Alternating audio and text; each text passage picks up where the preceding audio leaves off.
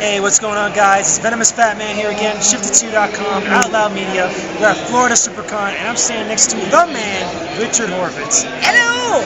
And now, if you don't know who this man is, you've heard his voice a million times. You probably love his voice. I mean, Invader Zim, the Grim Adventures of Billy and Mandy, and also Mighty Morphin Power Rangers, which I grew up on, by the way. Big fan. So if you're at Florida Supercon, it's a pleasure to meet you. Pleasure to meet you. I mean, I saw your panel earlier when everybody losing their minds, having a great time. What was going through your mind when you were up there? I usually just like to have a good time. And my friend Ricky, who plays Ricky Simons, he and I love to hang out together. So we make each other laugh, and if we're having fun, everyone else seems to be having fun. Awesome. So what is like the best thing for your, like what really kind of, gets you excited when you go to a convention? Because obviously, this hasn't been your first convention before. Right. So, what is like the thing that really gets you excited, when a convention's coming up?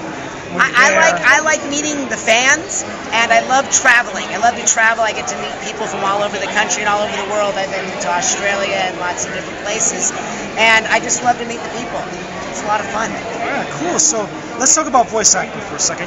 When you did all these different voices for different characters, different shows, all of which people love in some shape, form, or another, which is great, by the way. Thank you. So, what goes through your mind when you actually come thinking of different voices for different characters? Like, obviously, what you did in Mighty Morphin Power Rangers may not necessarily be the same in Invader Zim, and et cetera, et cetera. Well, the story, dictates the voice usually. It never starts with the voice, it always starts with the story. Like when you were a kid and you played Superman, you didn't have to think about the voice you did. You just went, I'm Superman! Freeze, Lex Luthor! You didn't go, freeze, Lex Luthor, I'm Superman. You're playing. So the voice just kind of comes out when you're playing, and then we kind of tweak it while we're recording. Oh, cool. So what is the toughest thing for you as a voice actor, when you go and you approach a project? What's like the first hurdle that you have to kind of get over? Getting past everyone else to the producers. And getting the callback and getting the job. That's the first hurdle.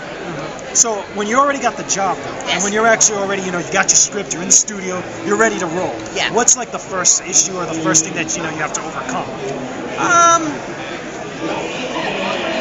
You just want to make sure that you're serving the story well. That it's not all about just making voices and being funny. That you're actually serving the story. That you get out of the way of the story and let the story come through. Awesome. So one final question before we wrap up. If there's one thing you could tell your fans, of any of the shows, I'm pretty sure there's plenty out there. What would be the one message that you would tell them right now?